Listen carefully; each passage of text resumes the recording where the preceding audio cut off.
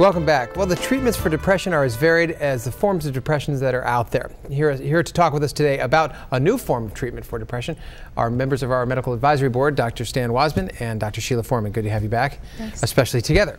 Dr. Stan, what is the newest treatment for depression?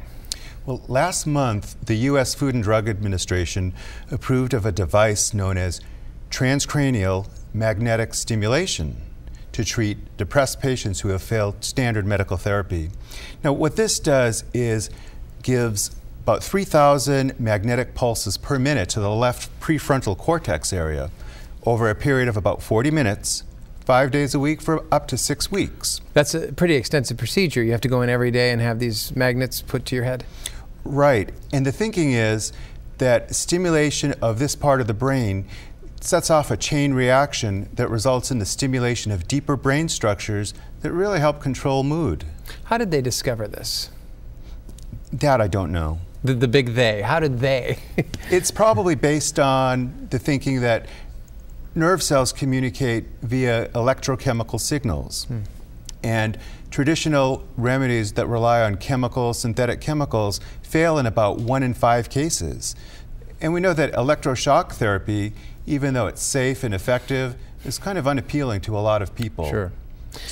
Dr. Sheila is a clinical psychologist. You see a lot of depressed people. Of course. Have you ever thought that you could treat them with magnets? This is very exciting because I also experience in my clinical practice many patients who just do not respond to medication, or they have initial positive response with medication and after a period of time the medication stops working. So the idea that researchers are out there investigating new and alternative methods of treating depression is very exciting. We talked before about the length of time it takes for chemicals to get into your system and to work, like Zoloft. Treatments such as that up to 6 weeks sometimes, right? Do you have any idea how long it would take for magnetic therapy to work and actually help a patient? Well, this is still new, so not everything is known, but it probably is a more delayed onset of improvement in that several-week time frame. How long has magnetic therapy been around? I know you're saying it's new, but it seems that I've seen the past year or so at least magnets used for other forms of treatment. Yes, but as far as for the treatment of depression, this is brand new. And it's effective. Has it been working so far?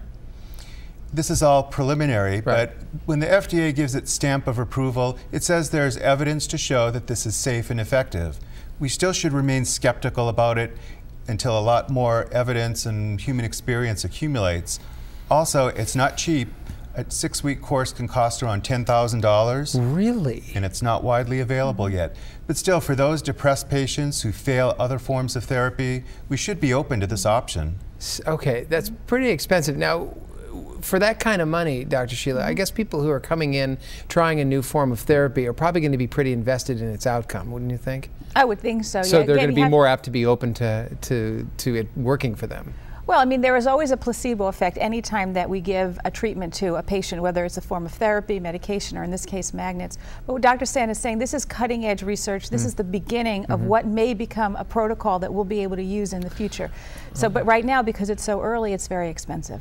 Yeah, okay. Covered insurance, maybe? I have no idea. Okay, well, we'll leave that for another time. Thank you, Dr. Stan Wasman, Dr. Sheila Foreman. Thanks for joining us. Thank you. As always, great to have you both here. Thanks. When you think health, think IRU.